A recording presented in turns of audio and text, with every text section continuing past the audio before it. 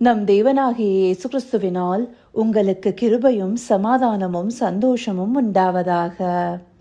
இன்னைக்கு நாம தேவனுடைய சித்தம்ங்கிற தலைப்புல தான் வேத பகுதிகளை பார்க்க போறோம். அதற்குரிய வேத வசனம் மத்தேயு 6வது அதிகாரம் வசனம் 10. Matthew chapter 6 verse 10. உம்முடைய ராஜ்யம் வருவதாக, உம்முடைய சித்தம் பரமண்டலத்திலே செய்யப்படுகிறது போல பூமியிலேயும் செய்யப்படுவதாக. இந்த வசனம் ஒரு ஜெபமா ஆண்டவராகிய இயேசு கிறிஸ்து நமக்கு சொல்லி கொடுத்தார் இல்லையா? இதுல உம்முடைய ராஜ்யம் வருவதாக அப்படின்னு முதலாவதாக சொல்லப்பட்டிருக்கு.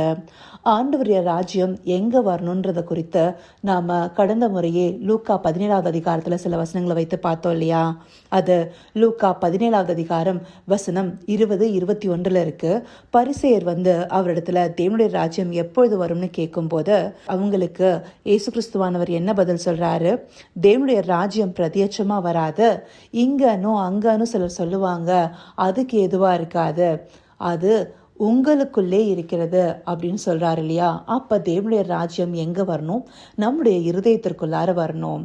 இப்போ தொடர்ந்து நம்ம மத்தேயு 6வது அதிகாரத்துல நம்ம பார்த்துட்டு இருந்த வசனத்திற்கு வந்தோம்னா, அவருடைய சித்தம் பரமண்டலத்துல செய்யப்படுவது போல பூமியிலும் செய்யப்படுவதாக அப்படின்னு சொல்லி கொடுத்திருக்காங்க இல்லையா? அப்போ அவருடைய ராஜ்யம் நமக்குள்ள வரணும்னா, அவருடைய சித்தம் இந்த பூமியில வாழ்கிற குடிகளான நமக்குள்ளார வரணும். அதாவது அவருடைய சித்தம் நமக்குள்ளார செய்யப்படணும். அந்தபடி அவருடைய சித்தம் நமக்குள்ள செய்யப்படணுங்கிறதே ஆண்டவராகிய இயேசு கிறிஸ்து இங்க சொல்றாரு. இது நமக்கு மாத்திரம் அவர் சொல்லல, அவரும் இந்த வார்த்தையவே கடைபிடித்து வாழ்ந்திருக்காரு. யோவான் 4வது அதிகாரம் எடுத்துட்டோம்னா இயேசு கிறிஸ்து சொல்றாரு, நான் என்னை அனுப்பினருடைய சித்தத்தின்படி செய்து அவருடைய கிரியை முடிப்பதே என்னுடைய போஜனமா இருக்கிறதுன்னு சொல்லிட்டு, அப்ப அவருடைய போஜனமே ஆண்டுடைய சித்தத்தை செய்யறதான்னு சொல்லிட்டு அங்க சொல்றாரு. அங்க மாத்திரம் இல்ல, யோவான் 6வது அதிகாரம் 38வது வசனத்திலையும் என் சித்தத்தின்படி அல்ல, என்னை அனுப்பினருடைய சித்தத்தின்படி செய்யவே நான் வானத்திலிருந்து இறங்கி வந்தேன் அப்படின்னு சொல்லியிருக்காரு. அப்படி தேவன் தாமே வானத்திலிருந்து இறங்கி வந்தது பிதாவுடைய சித்தத்தின்படி செய்யறதுக்கு. ஏன் அவர் பாடுபட போறாருன்னு தெரிந்த போது அவர் தேவனை நோக்கி பண்ணுகிற ஜெபத்துல கூட என்ன சொல்லி ஜெபிக்கிறாரு? இந்த பாத்திரம் என்னை விட்டு நீங்க கூடுமானால் நீங்கட்டும், ஆகிலும் என் சித்தத்தின்படி அல்ல உம்முடைய சித்தத்தின்படின்னு சொல்லிட்டு பிதாவை நோக்கி வேண்டார் இல்லையா? அப்படி தனக்கு கொடுக்கப்பட்ட அந்த தத்தளிப்பின் பாத்திரமும் கூட ஆண்டுடைய சித்தத்தின்படியே ஆக கடவுதுன்னு சொல்லிதான் ஜெபம் பண்றாரு. இந்த படியா நாம ஒவ்வொருவருமே நமக்கு முன்மாதிரியா இருக்க ஆண்டவராகிய இயேசு கிறிஸ்து சொன்னபடி தேவனுடைய சித்தம் நமக்குள்ள நிறைவேறணுங்கிறதுல முனைப்போட இருக்கணும். அவருடைய சித்தத்தை அறிந்து நாம செயல்படுகிறவர்களா இருக்கணும். இந்த சித்தத்தை நாம எப்படி அறிந்து கொள்கிறதுங்கிறது தான் நேத்திக்கான வசனம் நம்மளுக்கு தெளிவா காண்பிச்சுது. நாம இந்த பிரபஞ்சத்துல இருக்கிற மற்ற மக்களை போல இல்லாம தேவனுக்கு ஏற்றபடி நடந்து கொண்டு நம்முடைய மனம் புதிதாகிறதுனால மறுரூபமாக்கப்படணும். நம்முடைய மனம் எப்படி புதிதாகிறதுங்கிறத குறித்தும் பார்த்தோம். நம்முடைய மனம் புதிதாகிறது தேவனுடைய வார்த்தைகளை கொண்டு. ஏன்னா நம்ம அழிவில்லாத வார்த்தையை கொண்டே ஜனிப்பிக்கப்பட்டிருக்கோம். அதனால்தான் வசனங்களும் சொல்லுது, அழிவில்லாத வித்தினாலே ஜனிப்பிக்கப்பட்டீர்கள்னு சொல்லிட்டு.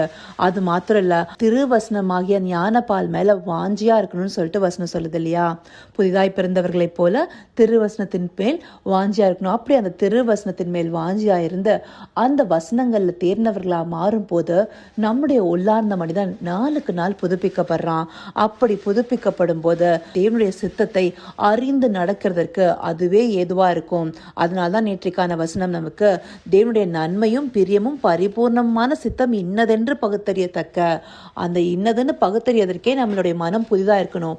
அதனால்தான் அந்த மனம் புதிதாகிறதுக்கு நமக்கு தேவனுடைய வார்த்தைகள் தேவை. அந்த வார்த்தைகள்ல பலப்படுறவர்களா நம்ம ஒவ்வொருவருமே இருக்கணும். நமக்கு 2 கொரிந்தியர் 4வது அதிகாரம் 16வது வசனம் சொல்லுது, ஆனபடினாலே நாங்கள் சோர்ந்து போகிறதில்லை, எங்கள் புறம்பான மனுஷனானது அழிந்தும் உள்ளான மனுஷனானது நாளுக்கு நாள் புதிதாக்கப்படுகிறது. இந்த இடத்துலயும் உள்ளான மனுஷன் நாளுக்கு நாள் புதிதாக்கப்படுகிறதுன்னு சொல்றாங்க. இது புதிதாகிறதுக்கு நம்முடைய ஜென்ம சுபாவங்கள் கழிந்து திவ்ய சுபாவத்திற்கு மாறுகிற விதமா இருக்கணும். அது தேவனுடைய வார்த்தைகளாலேயே கூடும். ஏன்னா வார்த்தைகள் தாமே அவரை நம்மளுக்கு காண்பிக்குது.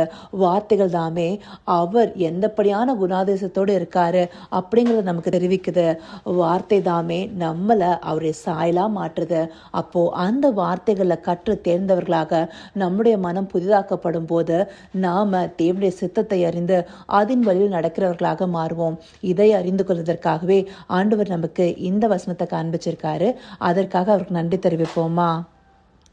கர்த்தாவே, தேவாதி தேவனே, உமக்கே இந்த வேள் நன்றி செலுத்துகிறோம் ராஜா. அப்பா, உம்முடைய தயவுள்ள சித்தம் இன்னதென்று அறிந்து கொள்கிற அறிவை எங்களுக்கு கொடுங்க தகப்பனே. எங்களுடைய பழைய மனுஷனானது அழிந்து உள்ளார்ந்த மனுஷன் நாளுக்கு நாள் புதிதாக்கப்பட்டு மனம் புதிதாகிறதுனாலே நாங்கள் மறுரூபப்படுவதனால் உம்முடைய சித்தத்தை நாங்கள் அறிந்து கொண்டு அதன்படி நடக்கிற வழியை எங்களுக்கு காண்பீங்க ராஜா. ஆம் தகப்பனே, அந்தபடியே தேவரீர் உம்முடைய தயவுள்ள சித்தத்தின்படி எங்களை நடத்தி அருளுங்க ராஜா.